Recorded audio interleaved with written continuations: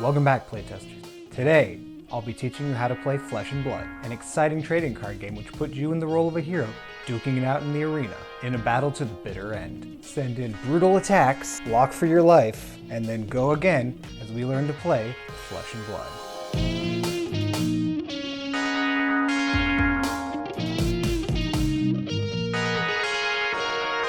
Flesh and Blood is a fantasy trading card game for 2 or more players. Instead of the traditional TCG game plan of building up a board state until you can overwhelm your opponent, Flesh and Blood starts you off at your strongest, and players whittle their opponents down until one, tired and exhausted, remains standing.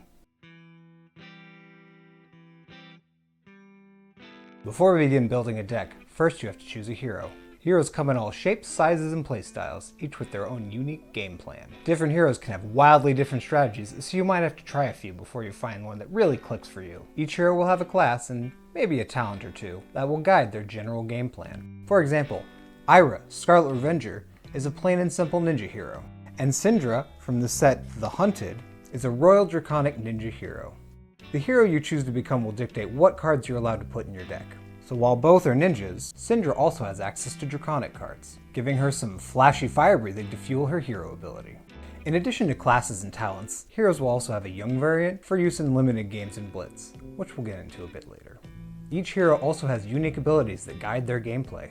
Ira here has the static ability, your second attack each turn gets +1. Syndra has a lot more going on, so we'll stick with Ira for now. Now that you've picked a hero, you need to put some cards in your deck. The most common type of card you'll see is an attack action, like this Wounding Blow. It's a generic card, so it can go in any deck. Each card will have relevant stats on each of the 4 corners. In the top right is its resource cost, or how many resources you need to pay to play this card. In the top left is its pitch value. You pitch cards to pay for resource costs. Cards will usually come in red, yellow, and blue variants, which pitch for 1, 2, or 3 resources respectively. Red versions will be the numerically stronger version of a card at the cost of generating fewer resources to pay for other stuff, while blue versions will be a little bit weaker but allow you to pay for more things on your turn. You can put the maximum number of each color into your deck, so balancing resource generation with power level is a key consideration in deck construction. More powerful cards may only come in one color, limiting how many copies of a powerful effect you can have. In the lower left is the attack value, or how much damage it will do to your opponent if left unblocked. Cards that can attack will leave this value blank. This value may often change based on the color or pitch value of the card. As seen here, Wounding Blow's 4, 3, 2 stat lines, but other numbers on the card can also change with the pitch value. The lower right corner will have the card's block value, or how much damage you can prevent from your opponent's attacks while defending. Cards may also have special abilities in their text box that trigger when you play the card, when it hits or deals damage, or from other conditions that we'll get into later. You'll often see the phrase "go again," which is shorthand for, when this resolves, gain 1 action point. On each of your turns, you'll start with a single action point to, well, play an action. You'll need to think strategically on how best to chain your actions together to beat your opponents into submission. Whenever you attack, that attack will be placed as a link on the combat chain, waiting for your opponent to block or hopefully take some damage. Your opponent can commit cards to block your attack, preventing some or all of the damage depending on how much they put in front of your attack. After blocks are declared, we enter the reaction step, where trickery takes place. Here, the attacker can play attack reactions to buff their attack, and the defender can play defense reactions to bolster their defenses. Reactions are your combat tricks that let you squeak out an edge that your opponent might not have been expecting. Once the dust is settled and your attack is resolved, if you still have an action point, such as if your attack had go again, you can continue the chain and add another attack as a new link. If you do anything but attack, or if you choose to, and the chain closes, and everything is cleaned up and put into the graveyard, or back to its appropriate zone. You might also see cards with the type Instant. Instants can be played at any time and don't require an action point, so they can be played on your opponent's turn, during reactions, or in between attacks. They don't consume an action point, so they can be woven in where your opponent least expects them. In addition to their deck, each hero also comes with a suite of equipment to defend themselves or attack their opponents with. This can include a weapon or weapons held in their hands. Most heroes have 2. And armor consisting of head, chest, arms, and leg pieces. Equipment can be swapped before games to tailor your strategy to a specific matchup, and usually have helpful abilities that further your hero's strategy. Weapons also vary wildly between heroes, in some cases being their only source of damage, and in others being a handy out that they can use when they've got a spare action point. In Ira's case, she's got a pair of harmonized Kodachis, which let her take advantage of her hero ability to go in for a quick 1-2 punch on her turns.